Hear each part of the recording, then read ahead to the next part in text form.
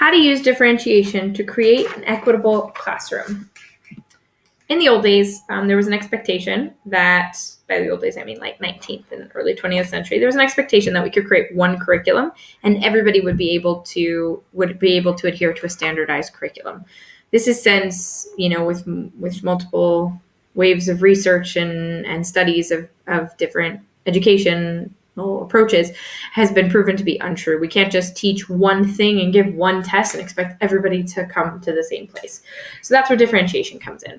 Differentiated instruction is creating a curriculum that's tailored to the individual learning needs of the students in your classroom. This is comprised of the efforts of the classroom teacher to create a learning environment which can engage different kinds of learners.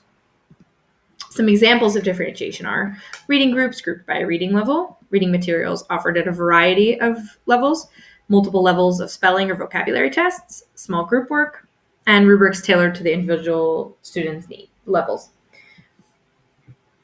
In practice, my research shows that differentiation planning and execution ends up really looking something like this. The topic of instruction, you'll have one topic of instruction. The teacher will plan anywhere between 3 to 6 different lessons about that, 6 different levels of lessons about that topic. And then they'll create 3 to 6 different levels of assessments to match the different levels in their classroom. This is a very labor-intensive approach to differentiated instruction. Yet this is the most popular approach to differentiated instruction. And my understanding is that, based on my research, is that this is because of professional development. There's not a really strong understanding of different ways to do differentiation in the classroom, and therefore it ends up looking a lot like this. This seems to be the best method. This is passed from mentor to mentor, teacher to mentee teacher, and it just gets passed down the line.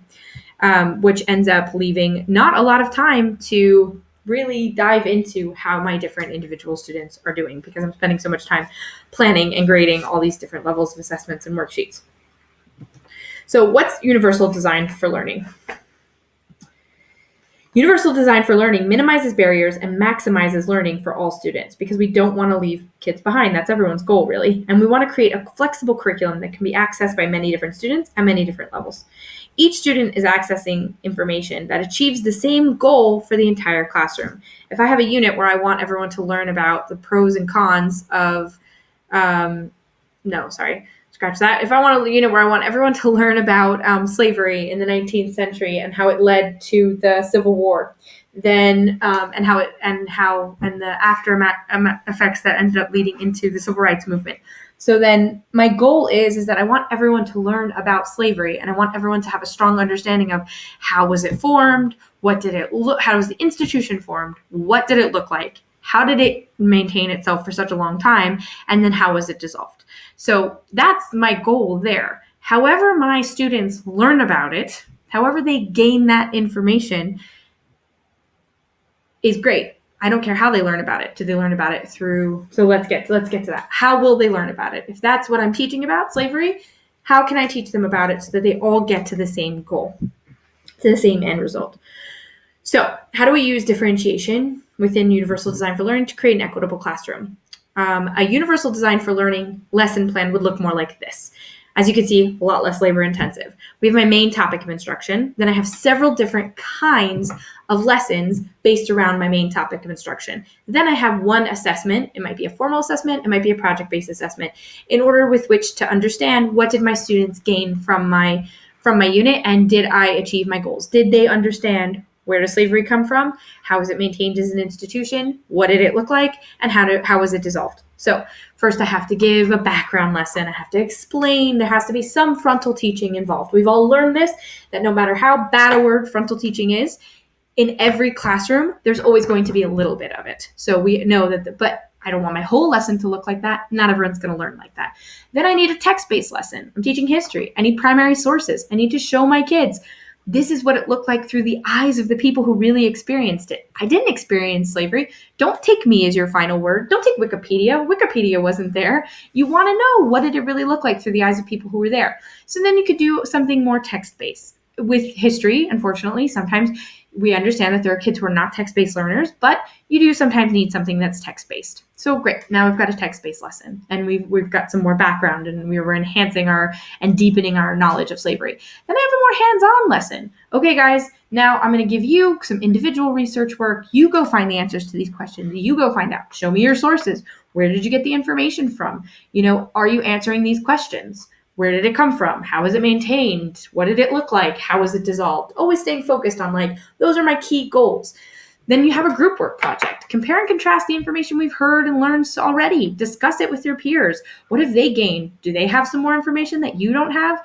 Let's talk about it. Let's work it out. Let's have some more worksheets where we answer more questions. Let's have a scavenger hunt. Let's have a create a pop quiz for your class kind of lesson. Then you might have an audiovisual lesson. Let's listen to real slaves talking about their experiences. Let's hear the voices of those people who lived through it. Let's watch a video. Let's see pictures of what people look like who came out of this institution. The pictures of the abuse or the real live living conditions of a slave. Then we're going to wrap that all up together with either a formal assessment or a project-based assessment. Sometimes, it depends on where you are as a teacher. You don't always have to adhere to one or the other. We all know that there are many different approaches to education, but no one education and no approach always works all by itself. So I might give them a test. I might give them an essay. I might give them a project-based assignment. There are three main principles of universal design for learning that we have to always kind of have in our head. First is representation. I want to represent the content in a variety of ways. I want different kinds of learners to be able to access the information in different ways. Then action and expression. I want to give the students many different ways to show me what they know. So this could be through oral presentations. This could be through projects. This could be through group work. This could be through pop quizzes, entry and exit passes, essay responses, anything but I don't want to use one thing the whole time. I don't want to use pop quizzes in one whole unit. If I use pop quizzes in one whole unit, I'm getting just half sentences or text language of what they've gained, and I'm not getting a deeper sense of what are they really learning. I want to be able to interact with them in a variety of ways. Then multiple means of engagement. I want them to engage with the material on a variety of levels. That's always my goal, because if they're engaging it with a variety of levels, they're going to really be able to understand the material in a lot of different ways, and many different kinds of learners are going to be able to engage the material in different ways. A great parable I heard about universal design for learning, which really stuck with me, is that when sidewalks were first designed, they weren't designed with ramps. So you'd have to bump up to get onto a sidewalk. So if you have any kind of device with wheels, it's hard to get on the sidewalk. In the 70s, they started creating mandatory that there were ramps on all sidewalks, which meant that people with disabilities, so that people with disabilities would be able to get onto the sidewalks. Excellent. Yay. Now people with wheelchairs can get onto sidewalks easily without being embarrassed and being stressed. What they discovered was that after they created ramps, not only could people with wheelchairs access the ramps access the sidewalk easier, but a person with a stroller could access the ramp easier, and a person with a bicycle could get onto the sidewalk easier.